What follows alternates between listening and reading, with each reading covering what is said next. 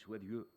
Nous sommes heureux de nous retrouver ce matin encore dans la présence du Seigneur pour lui apporter ce culte de louange, d'adoration et ensemble élever nos voix pour le louer, pour l'adorer. Je vous invite à chanter avec moi quelques vieux cantiques. On va commencer avec le numéro 11 sur notre recueil des ailes de la foi. Gloire à l'Éternel, qu'un cantique solennel de nos cœurs monte à son trône.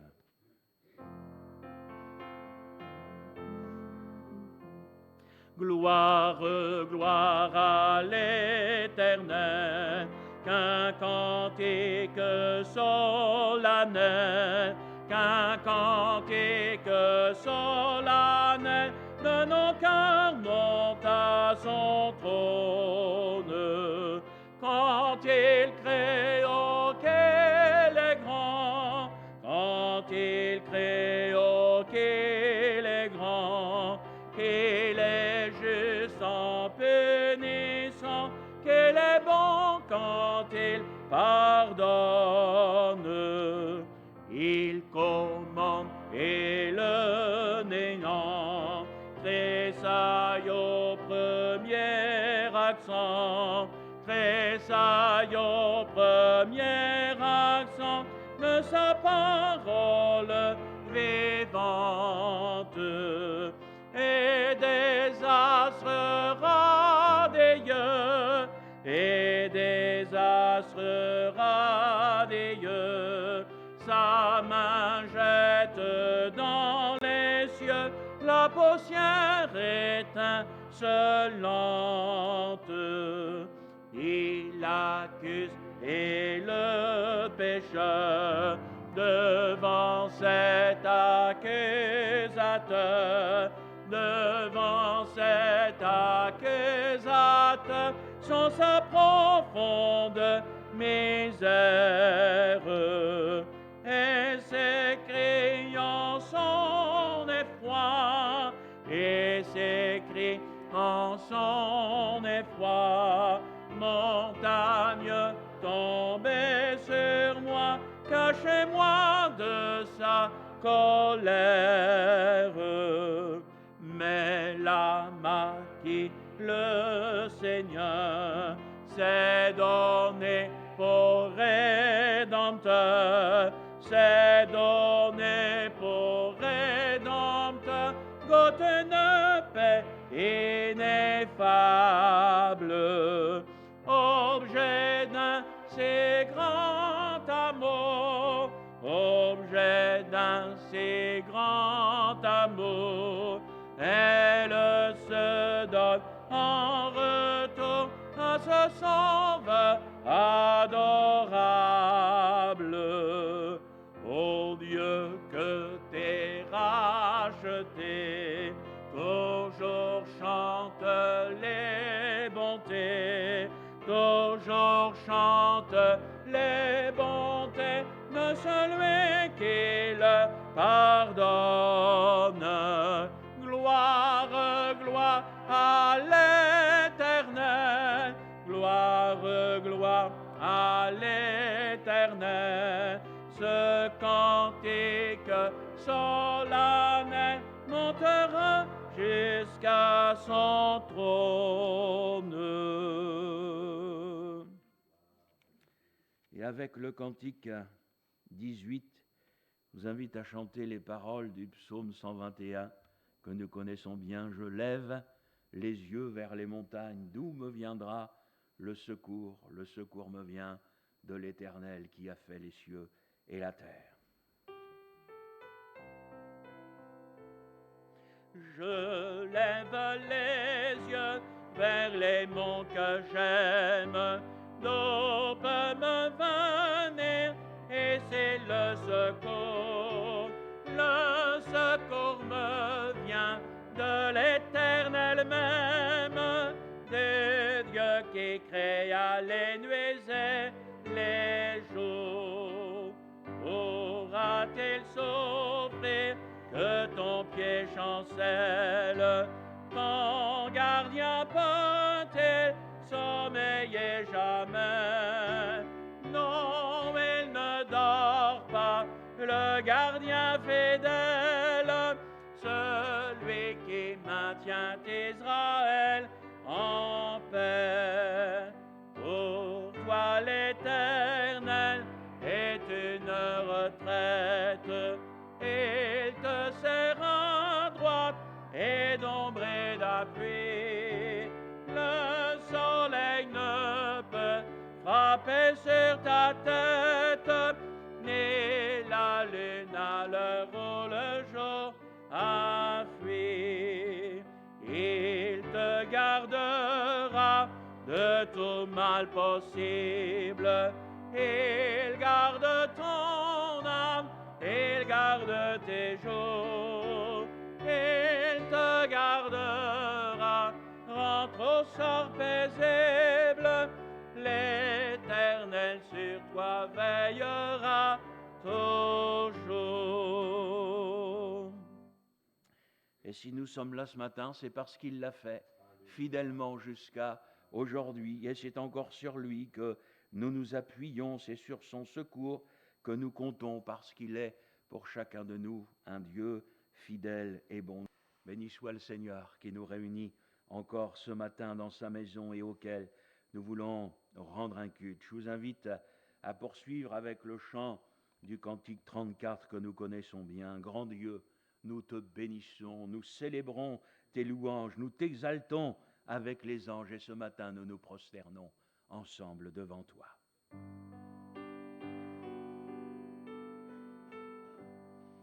Grand Dieu, nous te bénissons, nous célébrons tes louanges, éternel, nous t'exaltons, de concert avec les anges, et prosternés devant toi.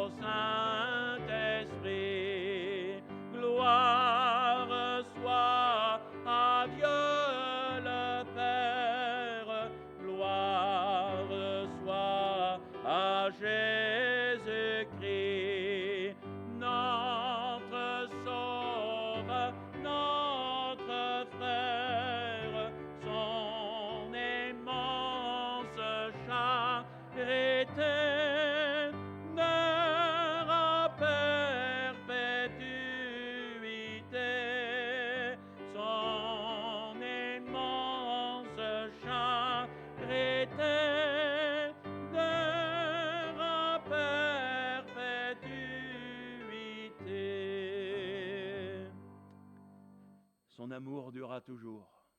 Son amour, nous ne pouvons pas le mesurer. Il est plus haut que le ciel. Il est plus profond que la mer. Et cet amour-là a été manifesté pour chacun de nous en Jésus, quand il a donné sa vie pour nous sur la croix. Je vous invite, avant d'avoir ensemble notre temps de louange, d'adoration, et puis aussi de partage du repas du Seigneur, je vous invite à chanter le cantique 40 qui élève le nom de Jésus. Jésus, seul nom que mon cœur aime. Je voudrais ne prononcer plus qu'un seul mot, ce nom même, bien sûr, le nom de Jésus.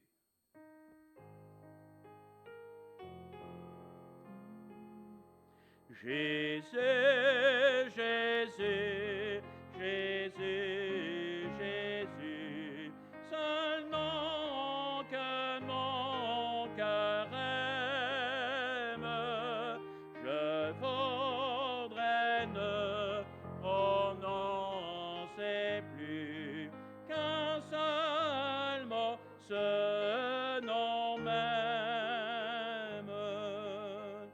Jésus, Jésus, ce nom si beau, c'est celui dont les anges prosternés autour de l'agneau remplissent leur louange. Jésus, c'est le nom de celui qui descendait du Père, et on l'a mort sur la croix à lui, en qui la terre espère. Jésus, Jésus, Jésus, Jésus, bientôt mon cœur qui t'aime auprès de toi ne dira plus qu'un seul mot, ton nom même. Et ce jour arrive bientôt, nous le croyons de tout notre cœur, quand nous voyons tout ce qui se passe autour de nous encore aujourd'hui. Moi, je ne peux m'empêcher de réaliser que tant et tant de choses sont en train de se mettre en place. Eh bien, d'un côté, pour que quelqu'un vienne prendre les rênes de la terre, ça c'est l'Antichrist, et nous savons que, eh bien, nous, le Seigneur viendra nous enlever pour partir avec lui dans le ciel. C'est ce que nous souhaitons, bien sûr, de tout notre cœur. Et j'aimerais, frères et sœurs, qu'on lise ensemble ce matin dans l'Épître aux Hébreux, chapitre 12, pour introduire ce moment. Pardon, Hébreux, chapitre 2. Hébreux, chapitre 2, verset 5.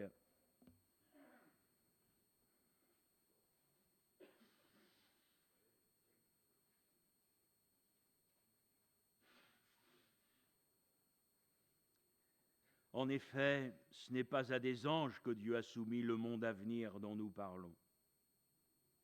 Or, quelqu'un a rendu quelque part ce témoignage: qu'est-ce que l'homme pour que tu te souviennes de lui, ou le Fils de l'homme pour que tu prennes soin de lui? Tu l'as abaissé pour un peu de temps au-dessous des anges, tu l'as couronné de gloire et d'honneur, tu as mis toutes choses sous ses pieds. En effet, en lui soumettant toutes choses, Dieu n'a rien laissé qui ne lui soit soumis. Cependant, nous ne pouvons pas encore voir maintenant que toutes choses lui soient soumises. Mais celui qui a été abaissé pour un peu de temps au-dessous des anges, Jésus, nous le voyons couronné de gloire et d'honneur à cause de la mort qu'il a soufferte. Ainsi, par la grâce de Dieu, il a souffert la mort pour tous. Il convenait en effet que celui pour qui et par qui sont toutes choses, et qui voulait conduire à la gloire beaucoup de fils, est élevé à la perfection par les souffrances, le prince de leur salut. Car celui qui sanctifie et ceux qui sont sanctifiés sont tous issus d'un seul. C'est pourquoi il n'a pas honte de les appeler frères. Lorsqu'il dit « J'annoncerai ton nom à mes frères, je te célébrerai au milieu de l'assemblée, et encore je me confierai en toi, et encore me voici, moi et les enfants que Dieu m'a donnés. » Ainsi donc, puisque les enfants participent au sang et à la chair, Il y a également participé lui-même afin que par la mort, il rende impuissant celui qui avait la puissance de la mort, c'est-à-dire le diable. Ainsi, il délivre tous ceux qui, par crainte de la mort, étaient toute leur vie retenus dans la servitude. Car assurément ce n'est pas à des anges qu'il vient en aide, mais c'est à la postérité d'Abraham en conséquence. Il a dû être rendu semblable en toutes choses à ses frères, afin qu'il soit un souverain sacrificateur miséricordieux et fidèle dans le service de Dieu pour faire l'expiation des péchés du peuple, car du fait qu'il a souffert lui-même et qu'il a été tenté, il peut secourir ceux qui sont tentés. Amen. Je vais partager avec vous ce matin quelques pensées d'exhortation avec une introduction dans le livre de la Genèse au chapitre 3, au verset 9, où Dieu va poser une question à Adam.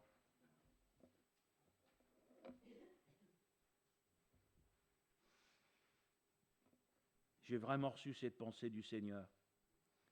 Pourquoi je veux la partager avec vous ce matin? L'Éternel Dieu appela l'homme et lui dit, « Où es-tu » Amen. Voyez-vous, frères et sœurs, il y a des pensées qui ne viennent pas automatiquement dans notre esprit. Celle qui va pour nous venir automatiquement, c'est l'homme qui cherche Dieu. La parole nous dit que si un homme le cherche, il le trouve. Donc nous allons facilement penser à l'inconverti, à celui ou à celle qui ne s'est pas encore engagé avec le Seigneur, et avec raison, nous allons prier pour que les hommes le cherchent. Mais souvent, c'est là que s'arrête notre réflexion. Nous avons parfois du mal à concevoir que même une fois convertis, malgré parfois des années de conversion, Dieu nous cherche. Dieu nous cherche. Et dans ce texte que vous et moi connaissons bien, Dieu cherche Adam et il ne le trouve pas. Vous connaissez ce texte de la parole qui nous dit Dieu cherche un homme qui se tienne à la brèche, qui prie, qui intercède. Et vous avez la même pensée qu'avec Adam. Dieu ne le trouve pas. Adam, en fin de compte, il n'est pas là où il devrait être. Adam n'est pas à l'endroit où Dieu s'attend, où Dieu a l'habitude de le trouver. Et vous et moi, nous savons pourquoi Adam n'était pas là. Adam se cachait parce qu'il avait péché et parce qu'il avait peur de ce que Dieu allait lui dire. Dieu avait des plans pour Adam, pour Ève. Mais je crois pouvoir dire ce matin qu'à travers Adam et Ève, il avait des plans pour l'humanité tout entière. Et frères et sœurs, même si ça nous dépasse, même si nous pensons que c'est plutôt réservé aux plus jeunes, J'aimerais ce matin vous rappeler que Dieu a des plans pour nous. C'est Dieu qui dessine les plans de notre vie. Nous, parfois, avec le Seigneur, nous aimerions avoir un rendez-vous comme avec un architecte pour lui expliquer quel genre de maison nous aimerions. Alors écoutez, monsieur l'architecte, j'aimerais que vous me dessiniez tel type de maison, avec telle pièce qui va faire telle surface, avec des ouvertures. Je voudrais que ça se passe comme ceci, que ça se passe comme cela, etc. Et vous allez avoir derrière un architecte qui va écouter vos désirs et qui va se mettre à dessiner. J'aimerais vous dire, frères et sœurs, avec le Seigneur, c'est pas comme cela que ça se passe. Quand nous rencontrons le Seigneur, les plans de la maison sont déjà faits. Et j'aimerais vous dire que ces plans sont parfaits. C'est formidable, il n'y a rien à changer. Ce que Dieu fait est parfait. Et Dieu a des plans pour chacun de nous. Je dis bien chacun, que nous soyons jeunes ou moins jeunes. Et ce n'est pas à Dieu d'écouter nos désirs et de bâtir des plans en fonction de nos désirs. C'est à nous d'écouter les désirs de Dieu pour que nous entrions dans les plans de Dieu, même si cela ne correspond pas à ce que nous aurions souhaité, pensé, imaginé. Et j'aimerais vous dire que vos plans ne correspondront jamais au plan de Dieu, parce qu'autant l'Ouest est éloigné de l'Est, autant les plans que vous avez dessinés sont éloignés de ce que Dieu a dessiné pour vous. Donc j'ai simplement envie de vous dire ce matin, les plans que vous avez échafaudés, vous les prenez, vous les déchirez, vous les mettez en morceaux dans la corbeille, et vous prenez désormais le plan que Dieu a dessiné pour vos vies, parce que c'est celui-là qui est le bon. Et c'est dans ce plan-là que vous devez entrer. Seigneur, j'aurais aimé que, j'aurais souhaité que, mais ce qui est important, ce n'est pas ce que tu aimes ni ce que tu souhaites. Ce qui est important, c'est ce que Dieu veut. Et les plans de Dieu pour nos vies, j'aimerais vous le dire, frères et sœurs, sont des plans qui, à nos yeux, ne revêtiront jamais aucune logique. Nous ne sommes pas Dieu. Nous avons besoin quand même de nous mettre ça dans la tête. Les plans que Dieu bâtit sont des plans qu'il bâtit selon sa logique à lui. Et la manière avec laquelle Dieu pense, ce n'est pas la manière avec laquelle les hommes pensent. Nous pensons individu, lui il pense Église. Nous pensons à nous, lui il pense au corps de Christ, à tous ceux qu'il a rachetés au prix de son sang. Donc la vision des hommes, elle est tellement restreinte, elle est tellement conditionnée par les choses de la terre, par notre vie de chaque jour, par nos besoins d'hommes, que pour entrer dans les plans de Dieu, pour essayer, je dis bien essayer seulement, de concevoir, de comprendre ce que Dieu veut pour nous, nous ne pouvons pas le faire avec une mesure terrestre. Il nous faut nous élever dans les choses spirituelles. Il nous faut entrer dans le cœur de Dieu. Il nous faut entrer dans la présence de Dieu.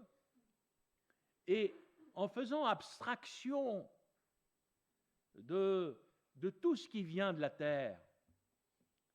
C'est d'ailleurs le sens biblique du jeûne. Nous priver de ce qui vient de la terre pour nous tenir devant Dieu. Et je l'ai toujours dit et je le redirai encore, ça va bien au-delà du fait de se priver d'un repas. j'ai trop vu, j'ai trop vu le jeûne comme étant une simple réunion de prière où les gens s'abstenaient de manger et dès qu'ils rentraient chez eux, ils ouvraient le frigo. Et dites-moi si c'est pas vrai. C'est pas ça le jeûne. Vous doutez bien, c'est autre chose que ça. Rentrer chez soi en disant « Seigneur, quelle grâce, j'ai réussi à décaler mon repas d'1h30. » Franchement, frères et sœurs, vous ne croyez pas qu'il y a quelque chose de beaucoup plus profond et de beaucoup plus spirituel? Seigneur, les moyens de la terre ne m'intéressent pas.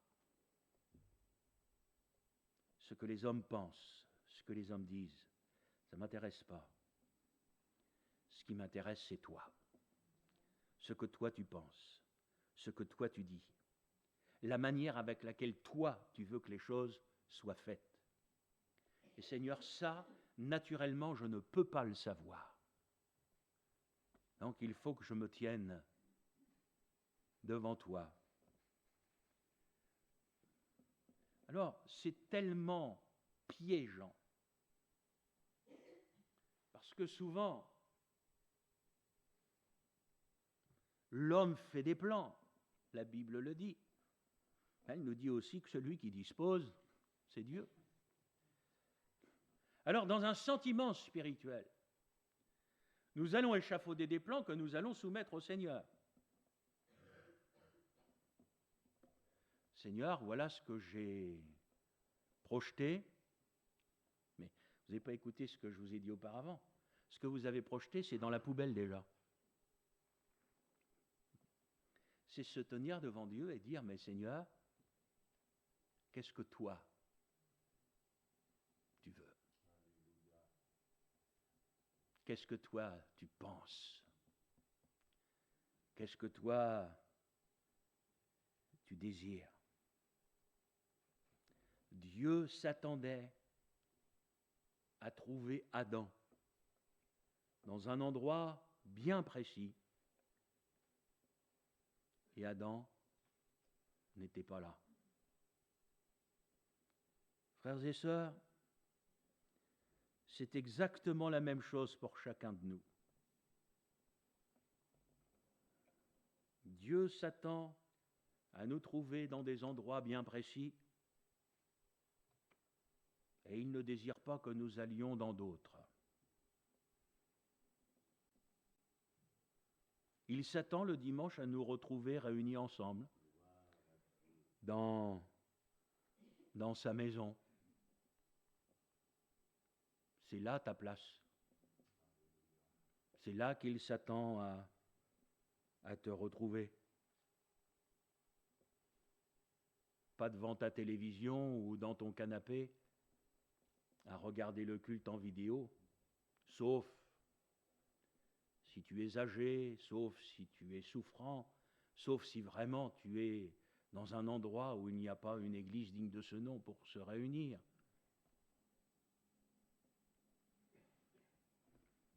Moi, je crois que parfois dans la vidéo, il y a des Jonas, des gens qui fuient. Tellement plus facile de rester chez soi. Alors, il y a un côté où je bénis Dieu pour la vidéo qui est quelque chose qui rend de grands services à ceux qui ne peuvent pas venir dans la maison de Dieu. Puis à d'autres moments, je ne voudrais pas être à la place de ceux qui regardent le culte à la vidéo alors qu'ils pourraient venir dans l'église. Parce que là, ils auront des comptes à rendre au Seigneur. Dieu s'attend à nous trouver dans sa maison. Est-ce que vous croyez que nous nous rassemblons le dimanche matin parce que c'est une tradition héritée de nos pères? Moi, je crois que chaque dimanche, le Seigneur s'attend à nous voir réunis dans sa maison pour vraiment lui apporter un culte de louange, d'adoration, et ça réjouit son cœur. Ah Adam, tu es là, je suis heureux. Vous savez que le Seigneur est heureux de nous voir là? Eh ouais. Alors, le regard du Seigneur parcourt l'auditoire, comme moi je le fais régulièrement. Il va dire, ah tiens, telle personne n'est pas là. Oui, mais c'est normal, aujourd'hui, elle travaille. Ça peut arriver. Telle autre personne est souffrante. Hein? Ça peut arriver. Telle autre personne est en vacances. Ça peut arriver. Tout ça, c'est normal. Vous savez, vous ne pourrez pas m'empêcher d'être un pasteur. C'est-à-dire, ça fait 1 dimanche, 2 dimanches, 3 dimanches qu'on n'a pas vu tel frère, telle sœur, telle famille.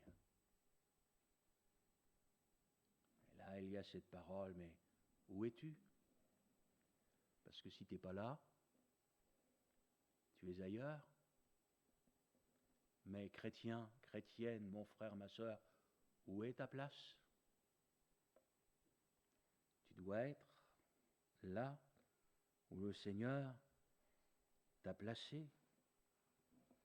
Moi, vous savez, il y a un rapport que je souhaite voir quelque part un peu disparaître entre l'Église et le pasteur. Ce n'est pas au pasteur que l'Église a des comptes à rendre.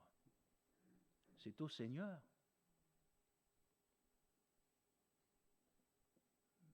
Si vous venez dans la maison du Seigneur, j'espère que ce n'est pas pour moi, mais vraiment pour le Seigneur. J'ai trop connu, vous savez, de ces personnes qui choisissaient le prédicateur. Quand on vient dans la maison du Seigneur, on vient pour le Seigneur. On vient pour rencontrer Dieu. On ne vient pas pour le pasteur. Qu'est-ce qu'il va dire? Moi, je dis rien. Moi, j'annonce la parole de Dieu après. Que voulez-vous, frères et sœurs? On ne peut pas changer les gens, etc. Et ce n'est pas moi qui peux changer la vie spirituelle des gens. C'est vraiment le Seigneur. Cette dimension de la vie spirituelle et de l'endroit où nous devons être, c'est seulement une relation personnelle avec Dieu. Ouais, c'est entre nous et lui. Mais tout est vraiment une question profondément spirituelle.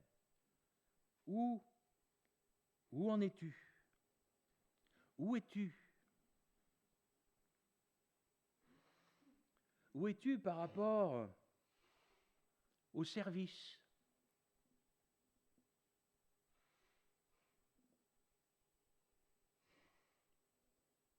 Tout ce que ta main trouve à faire, fais-le.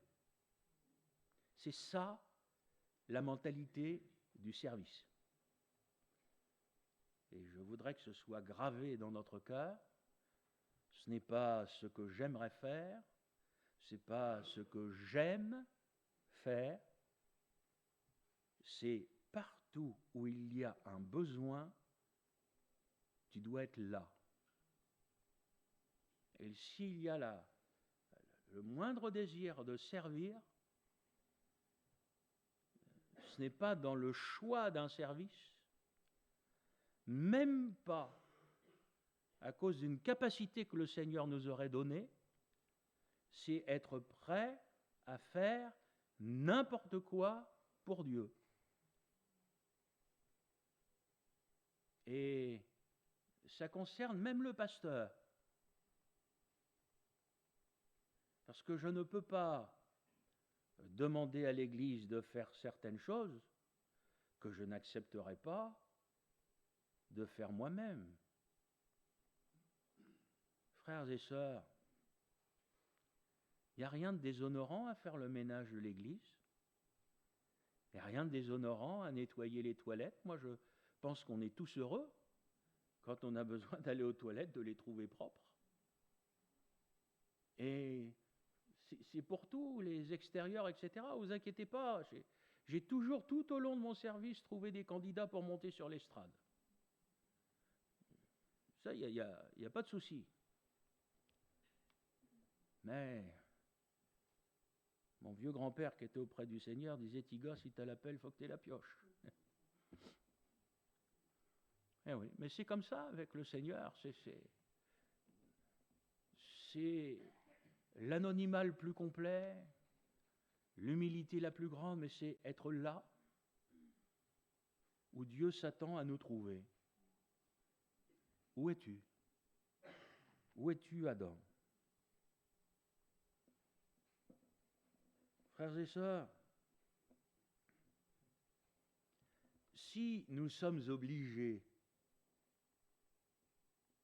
de faire des efforts pour venir rencontrer Dieu,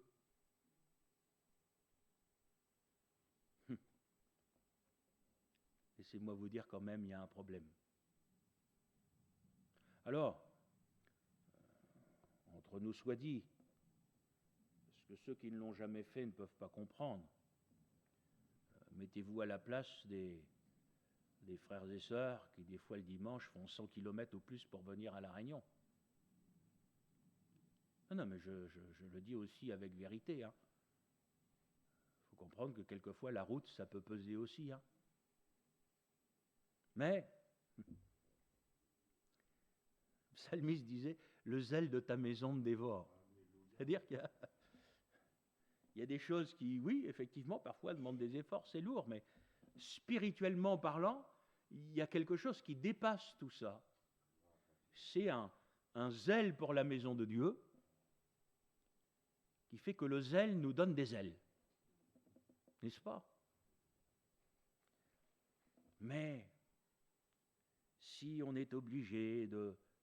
Vous vous rendez compte qu'on serait obligé de se discipliner? J'aime pas l'expression dire venir au culte, pour venir rendre un culte au Seigneur. Oh là! Je vous dis, frères et sœurs, c'est là que ça se tient. C'est là que ça se tient. Moi, je suis dans la joie. Je suis heureux de venir dans la maison du Seigneur. Heureux de retrouver mon Seigneur, de pouvoir chanter à la gloire de son nom, là, puis heureux de vous retrouver. Heureux d'être avec vous et ensemble d'apporter au Seigneur, dans la louange et l'adoration, ce culte.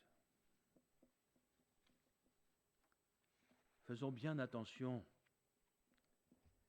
quand le psalmiste va dire « le zèle de ta maison me dévore ». Moi, je dis aux chrétiens, faites bien attention de ne pas vous laisser dévorer par autre chose. En tant que pasteur, je me refuse, moi, à le faire, mais je pourrais le faire. Mettre la pression pour que tout le monde soit là. J'ai envie de dire, mais si quelqu'un n'a pas envie d'être là, vous pouvez le forcer à venir, mais ça servira à quoi? Son corps sera là, mais sa tête, elle sera dehors. Moi, je crois, frères et sœurs, qu'en tant que serviteurs de Dieu, nous pouvons prêcher, exhorter avec amour, avec douceur, mais j'ai envie de dire, on ne peut pas, j'ai envie de dire, il ne faut surtout pas forcer quelqu'un. Encourager, c'est une chose, mais mettre une pression sur quelqu'un, ça fait que le jour où vous n'êtes plus là, il n'y a plus de pression, la personne, elle arrête tout aussitôt. Vous savez, ça ne sert à rien. Quand même on se force à venir à l'église, les chrétiens, quelle heure il est? Ils ont le corps ici, mais leur tête, elle est dehors. Ça, c'est terrible, ça. Mon frère, ma soeur, quand on est dans la présence de Dieu, quand on est autour de la parole de Dieu, j'ai envie de vous dire, 5 ou 10 minutes, on s'en moque. Bon, en plus, moi, je peux me permettre de vous dire ça, je ne fais quand même pas partie des pasteurs qui prêchent le plus longtemps. On est d'accord? En règle générale, avec moi, le culte à 11h30, il est terminé. Vous en avez d'autres, il faut attendre midi, etc. J'ai envie de vous dire, et le problème, il est où? Alors bien sûr, je crois qu'avec sagesse, il faut qu'on sache se discipliner au niveau du temps de la prédication, parce qu'on sait qu'au bout d'un moment, les chrétiens décrochent. Mais quand même, moi, je pense en tant que chrétien, on devrait être capable de supporter 1 heure de prédication, non? Bon. Non, l'important, c'est pas même d'être présent là physiquement. Un Seigneur, tu vois, tu dis où es-tu? Je suis à ma place, je suis là ce matin. Ouais, c'est bien, mais ton corps est là. Ça, c'est certain, je peux le voir. Mais là, on est où? Est-ce qu'on est vraiment connecté avec le ciel? Est-ce qu'on est vraiment dans la présence de Dieu? Est-ce que la parole, est-ce qu'on la boit? Est-ce qu'on s'en régale comme d'un mets succulent? Est-ce qu'on est vraiment dans cette onction de l'Esprit qui fait que Dieu peut toucher nos cœurs, qu'il peut nous façonner, nous modeler? Parce que parfois à cause de certaines circonstances de la vie, il y a des combats. Quand on a eu une mauvaise semaine, quand on a eu des problèmes, quand il y a telle ou telle situation, il faut que le Seigneur nous fasse grâce pour que toutes ces agitations terrestres puissent s'effacer et entrer dans la présence de Dieu. Parfois, il faut que nous le reconnaissions. Spirituellement, nous ne sommes pas toujours en forme. Ce qui fait que nous pouvons être là, présents physiquement, mais qu'est-ce que nous faisons de la présence de Dieu, etc. Frères et sœurs, tout est spirituel. Quand Dieu va dire « Adam, où es-tu ?», Adam n'était pas là pour une raison spirituelle. Il avait fauté, il avait péché. Où es-tu, mon frère? Où es-tu, ma sœur? Où en es-tu? Où en es-tu? Est-ce que nous sommes tous conscients, toujours conscients, que Dieu sait tout? Qu'au Seigneur, nous ne pouvons rien cacher. Rien. Lui, il lit dans les cœurs. Donc à Dieu, on ne peut rien cacher.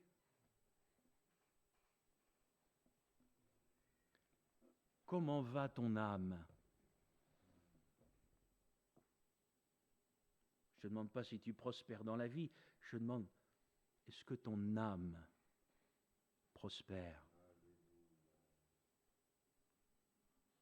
On prend les 6 derniers mois. Est-ce que dans les 6 derniers mois, tu as fait des progrès spirituels? Est-ce que ta vie avec Dieu, ta relation avec Dieu s'est approfondie? Et est-ce que cela se ressent?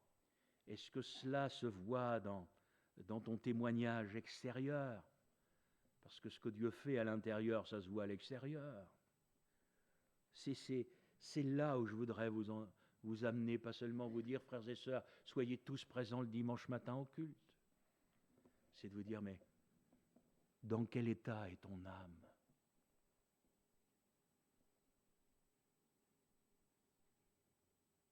Parce que Dieu se préoccupe de notre âme. Il nous l'a rappelé ce matin par ce don prophétique, vous savez, même si notre âme était en mauvais état, même si le feu s'était éteint au point qu'il n'y a plus qu'un lumignon, cette petite braise qui reste là, la parole nous dit, il ne l'éteint pas. Il ne l'éteint pas. Mais mon frère, ma sœur, notre santé spirituelle, la santé de notre âme est beaucoup plus importante que la santé de notre corps. On ne peut même pas comparer. Je me dis, mais est-ce que nous progressons? Est-ce que nous en avons gagné?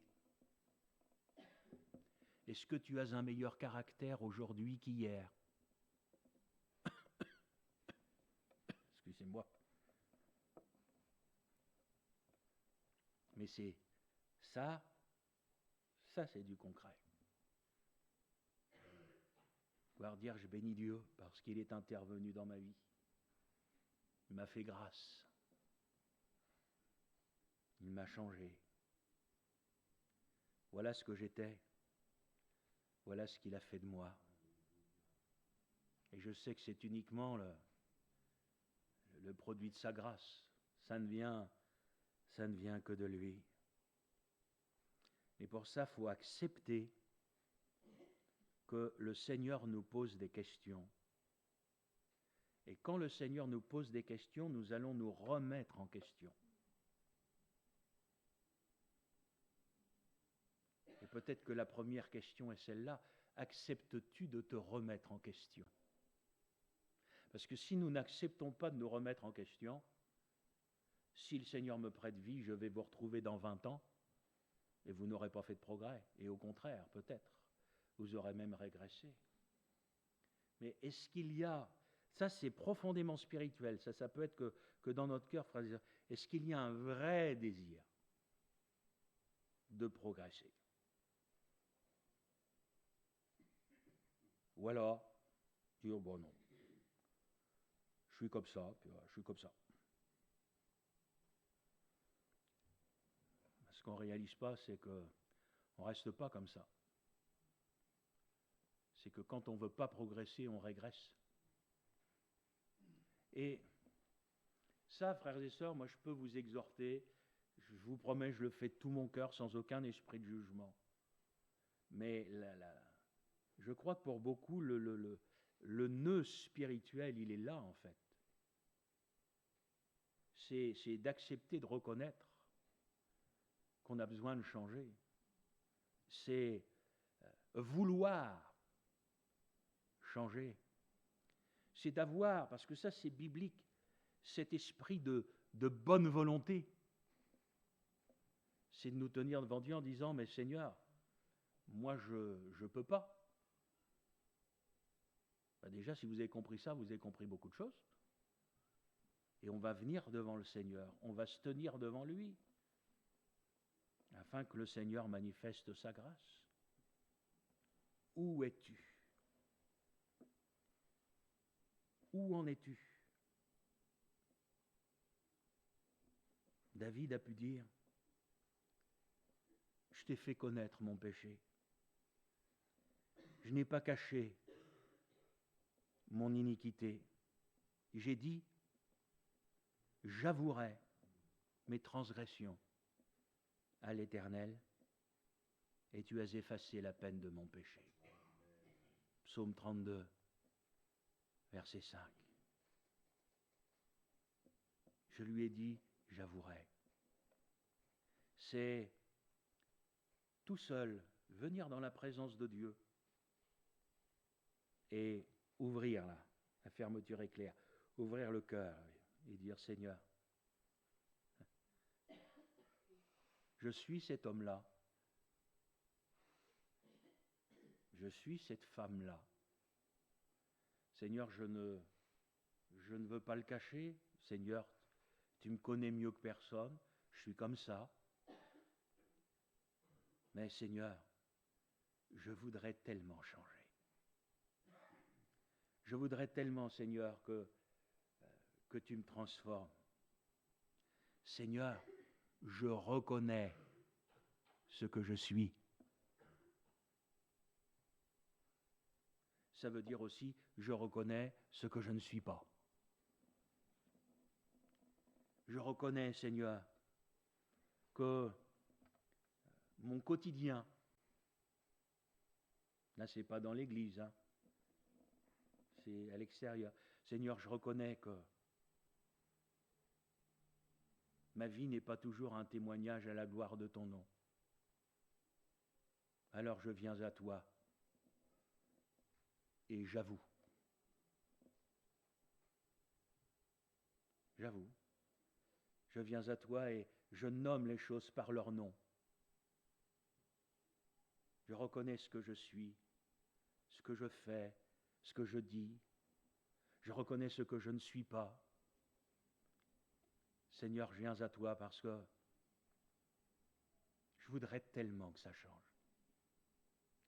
Je voudrais tellement être un autre gars, une autre fille, un autre homme, une autre femme. Seigneur, j'ai tellement soif dans mon cœur, dans ma vie, de connaître une autre dimension spirituelle. Et là, vous entrez encore dans le livre des psaumes où le psalmiste va exprimer sa soif.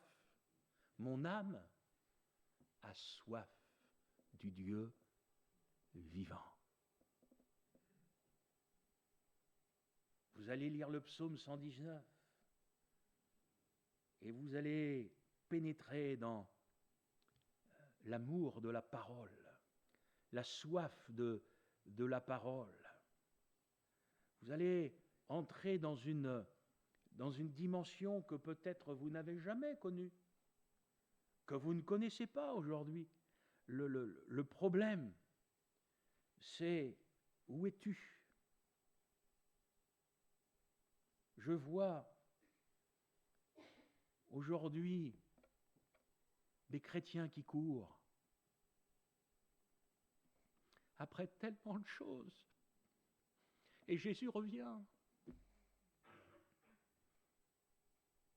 pouvez courir après l'argent.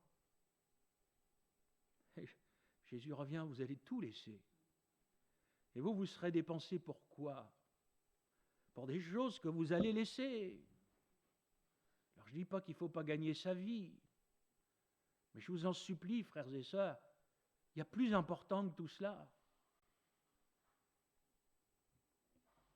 La famille, c'est plus important que l'argent. Le salut de nos enfants, c'est plus important que leur situation professionnelle. Et parfois, on ne réalise pas tout cela. On a du mal à percevoir que parfois les chrétiens sont pris dans un engrenage terrestre, matérialiste, terrible. Et nos yeux sont comme les yeux des disciples sur le chemin d'Emmaüs. Pourtant, ils avaient le plus grand des prédicateurs. Vous vous rendez compte qu'ils n'avaient même pas réalisé que c'était Jésus. Et c'est pour ça qu'on peut être là, la parole peut être prêchée, annoncée, même avec vérité. Et même si c'était Jésus qui vous parlait, ce serait mieux.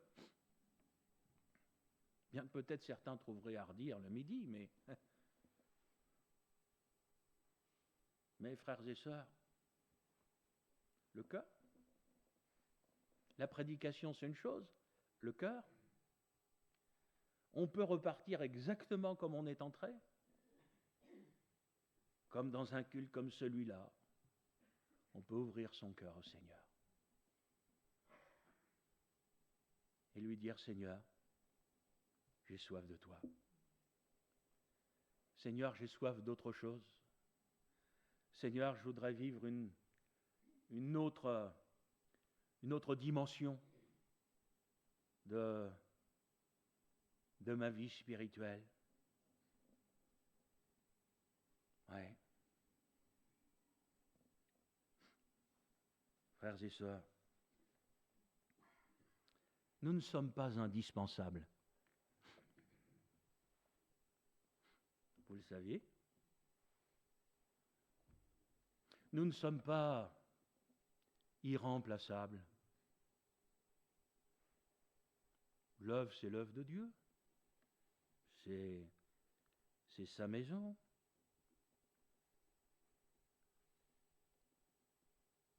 Savoir alléger notre charge. Ben oui. Savoir faire confiance à d'autres.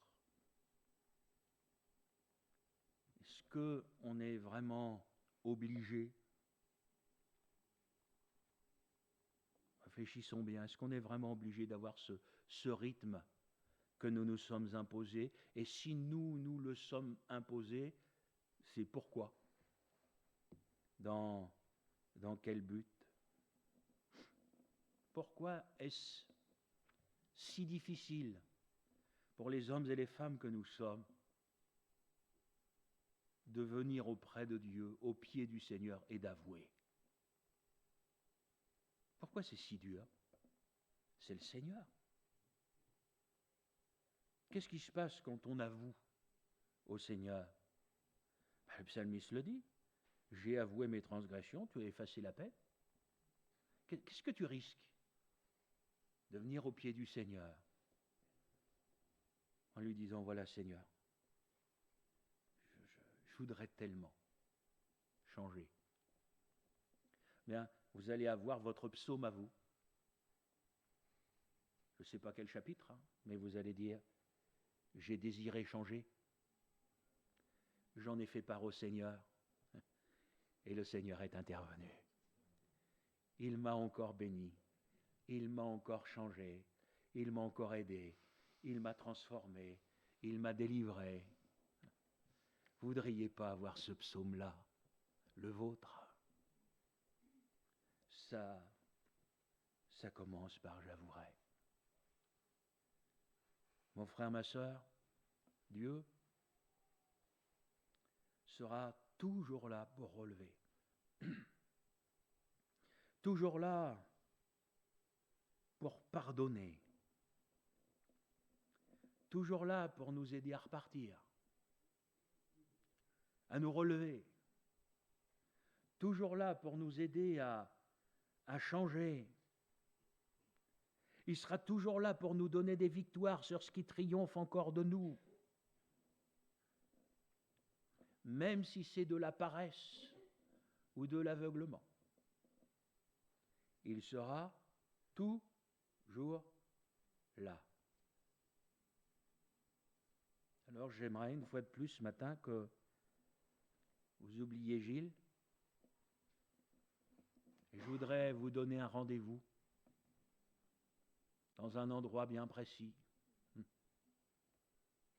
au pied de la croix de Jésus. Tu voudrais bien rencontrer Jésus ce matin? Mon frère, ma soeur, tu voudrais bien le retrouver au pied de la croix? Et lui dire, Seigneur, il faut que je te parle. Il faut que je te parle de ma vie. Seigneur, j'ai des choses à te dire. Vous en avez, ils ne veulent pas le dire parce qu'il dit, le Seigneur sait tout. Le psalmiste, il savait que le Seigneur savait tout, il a dit, j'avouerai. Il y a une démarche libératrice. Et mon frère, ma sœur, ce dont tu as besoin ce matin, c'est de la croix. C'est de l'esprit de la croix. C'est accepter que la mort du Seigneur fasse son œuvre en toi, pour que tu puisses vivre. C'est accepter de mourir à bien des choses qui sont là dans ton âme, dans ton cœur, dans ta vie. Et quand tu viens au pied de la croix, c'est la grâce de Dieu. C'est l'amour du Seigneur. C'est pas pesant. C'est une libération. C'est une bénédiction. C'est le salut. C'est le pardon. Alors on vient au pied de la croix. Et on va dire, Seigneur, fais-moi grâce. J'ai besoin de toi. Mais on ne va pas venir en lui disant, Seigneur, j'ai mal à ma jambe droite. On va lui dire, Seigneur, j'ai mal au cœur. J'ai mal à mon âme. Seigneur, il y a des choses dans ma vie. Il faut qu'elles changent. Je ne peux pas venir au culte le dimanche matin comme ça et faire semblant comme si tout allait bien, alors que mon cœur à l'intérieur c'est un volcan. Seigneur, j'ai un. Tu voudrais pas venir? Qu'est-ce qui te retient? Le Seigneur est là, il est prêt, mais moi je vous le dis de tout mon cœur, il est prêt à bénir, il est prêt à faire grâce, il est prêt à nous prendre, à nous relever, à nous changer, à bouleverser encore nos vies aujourd'hui, comme il l'a fait le jour de notre conversion. Est-ce que ta conversion, c'est un bon souvenir? Ben moi je te propose d'en avoir un deuxième. Venir à Jésus, comme ce premier jour, et tu mets tout à plat, tu mets tout devant Dieu. Et quand le Seigneur viendra en disant « Où es-tu » tu diras « Je suis là ». Mais ce matin, la croix, comme le dit le vieux cantique, elle reste debout. Et il nous appelle tous à venir au pied de cette croix, et il dit « Où es-tu » Est-ce qu'on se retrouve tous au pied de la croix? Est-ce qu'on en a tous le désir? Ça, c'est entre nous et le Seigneur. Que Dieu vous bénisse. Mais mon frère, ma sœur, Dieu a parlé ce matin. Ce n'est pas une grande prédication théologique d'enseignement. Je vous ai parlé avec mon cœur. Vous savez, quand je prépare les prédications, il y a pensée et pensée. Celle-là, je peux vous dire qu'elle était prophétique. C'est pour ça qu'il y a des prédications qui sont plus difficiles à apporter que d'autres. Moi, je sens qu'au milieu de nous, il y a des chrétiens qui sont en danger. Ça en arrive là. On peut avoir toutes les façades que l'on veut. Dieu regarde au cœur. Et ce matin, il y a une grâce. Vous savez, comme il est dit dans l'Évangile, il fallait que Jésus passe par là. Mais moi, je vous dis ce matin, Jésus passe au milieu de nous. Après, c'est vous voulez ou vous voulez pas. Moi, je ne peux pas forcer personne. Et moi, je suis conscient ce matin dans mon cœur, je ne sais pas si vous le réalisez aussi. Il y a une grâce de Dieu. Il y a des temps comme ça que Dieu donne, il faut les saisir. Alors moi je vous laisse avec le Seigneur, je ne ferai pas d'appel et tout ça, ce n'est pas mon genre. Moi, je vous laisse avec votre conscience, avec votre âme devant Dieu. Moi je vous amène au pied de la croix parce que l'œuvre c'est le Seigneur Jésus qui va l'accomplir. Mais je serais tellement heureux si on y était tous. De ne pas voir quelqu'un là-bas tout seul au loin qui regarde, spectateur. Ce serait tellement bien si on était tous. Et vous savez, quand on est au pied de la croix, on ne pense plus à l'autre. On pense à soi. On n'est plus en train de dire l'autre est comme ceci, comme ceci, comme cela. Plus vous approchez de la croix, plus le Seigneur va vous montrer ce que vous êtes. Et c'est à ça que le Seigneur nous appelle ce matin. On prie.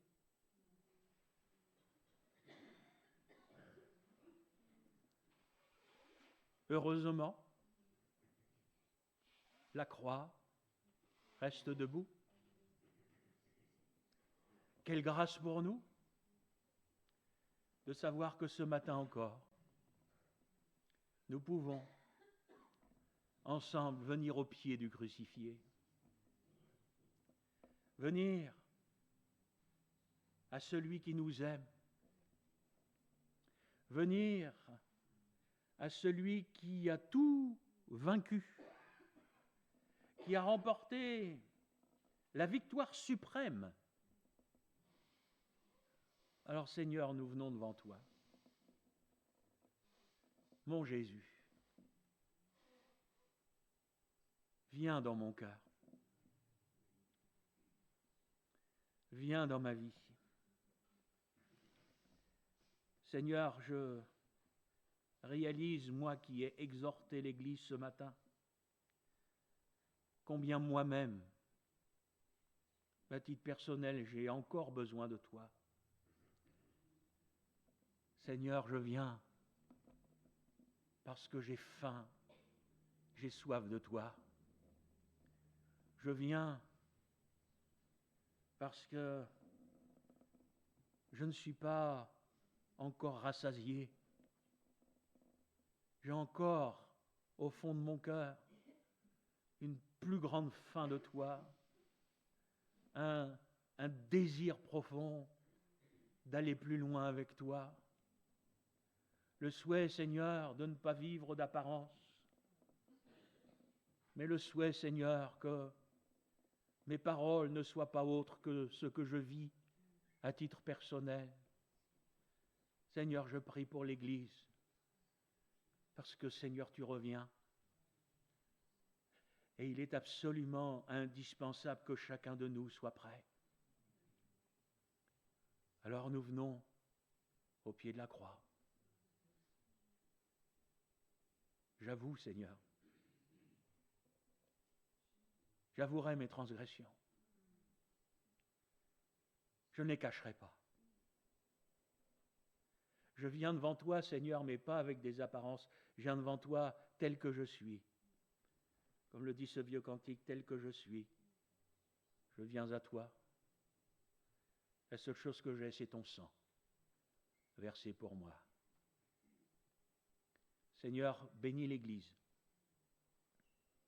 Bénis l'Église, Seigneur. Bénis mes frères, bénis mes sœurs. Ce matin, fais leur grâce. Donne-leur la victoire sur ceux qui jusqu'à aujourd'hui ont encore triomphé d'eux.